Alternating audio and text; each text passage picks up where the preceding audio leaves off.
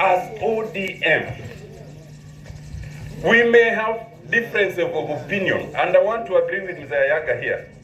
First, as a party, and even as a community, we have no reason to throw words at each other. We have no reason to insult each other. Even if we have differences of opinion and somebody has to leave, live in peace. If you have to stay, stay in peace.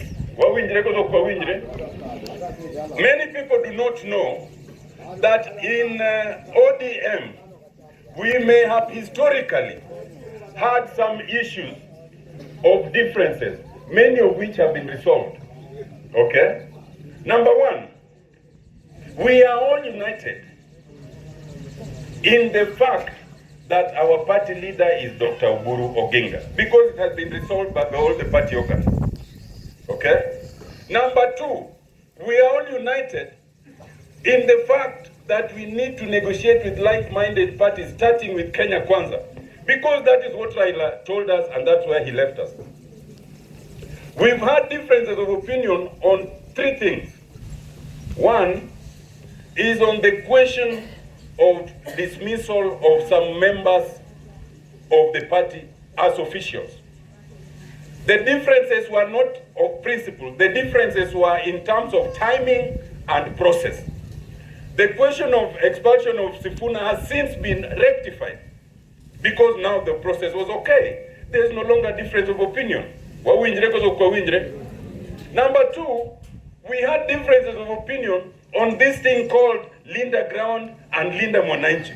Because some of us, and we officials, said we have never resolved to form a wing called Linda Ground. That has been resolved because our party has said there is no longer anything like Linda Ground. There is only the ODM. What is solved? What is solved? Where we still have an issue is on the question of negotiation. Why? When we were here, when Raila was here, on 27th of June 2025, I stood there in the field, in the presence of Raila Amollo Odinga, and I said, Jacob, if we are going to negotiation, let us start the negotiation and let us have structured negotiations. Na wacho kozo kawacho, kenda nuoga pile. The only difference now is on the timing of the negotiation. But that is not a difference of principle. It's a difference of approach. The other difference of approach is on the so-called one-term, two-term.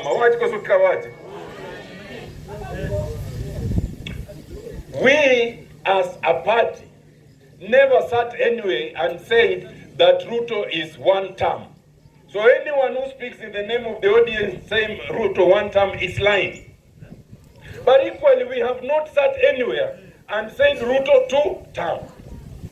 Because we are waiting for the structured negotiation. Right now, as the people of Rarieda, we have a lot to thank President Ruto for, more than any other person who has declared interest.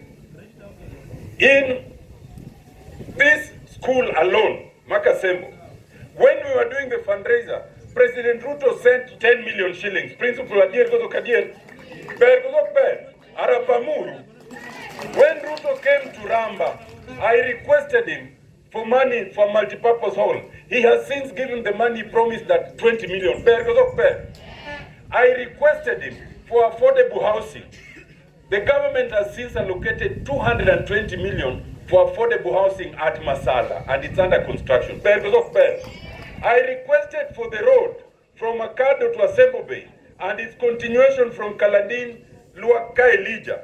As we speak, money has been put and the contract has been awarded. 200 million has been put for starting. There's a branch that comes from Asembo Bay to Nyakongelo and elsewhere. I requested Ruto, President Ruto, when he was here, that we needed tamaking of Gagra, Madian, Ndigwa, Budwa. We requested President Ruto for money for water. Money for a water. Nikech pichendo kuzo kuchendi. Bichendo West Uyoma, Bichendo South Uyoma, Bichendo North Uyoma, Bichendo East Asembo. As we speak, we have been allocated the initial 100 million Kenya shillings for water. Ma West Uyoma, Ma North and South Uyoma and East Asembo. We requested for revival of Madian Sub-County Hospital. Only 1.5 weeks ago, the PS for Health, Dr. Luga, came and did the groundbreaking for construction of 900 million shillings ward. As we speak, the judiciary has allocated us 40 million for 2 new courts in Madian. The National Board of CDF has allocated 7 million for another new police station. The DPP has allocated the money for construction of DPP offices. In other words, there's enough and there's good reason to thank President Ruto. Hello? But the thing is this. When we demand structured negotiation, some people say we are sitting on the fence. No, we are not sitting on the fence because we have enough reason to support President Ruto. What we don't want to do, I don't want to come to Rarieda and tell you Ruto 2-term without telling you why. Because if I just tell you Ruto 2-term, somebody else will come and tell you 1 term and you might believe them. I must explain to you something that you can also explain to any other person on why it is necessary to support President Ruto. But that support must be based on structured negotiation. Who tells you, as Ayaga was saying, that because we have 2 cabinet secretaries, that we will have them after elections? Who tells you that because we have 3 PSs, we will have them after elections? Who tells you that all the promises that are structured will continue? We must agree on a structured negotiation on what must continue. If we are not getting the president, are we getting the deputy? If we are not getting the deputy, are we getting the chief cabinet secretary? If we are not getting the chief cabinet secretary, how many CSS are we getting? How many PSS? How many heads of parastatals? How many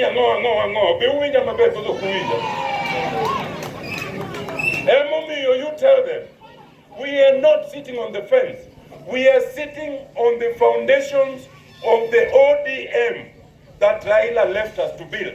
And that's what we intend to build. So that when we continue with a clear understanding. Uwinja kozo kuwinja.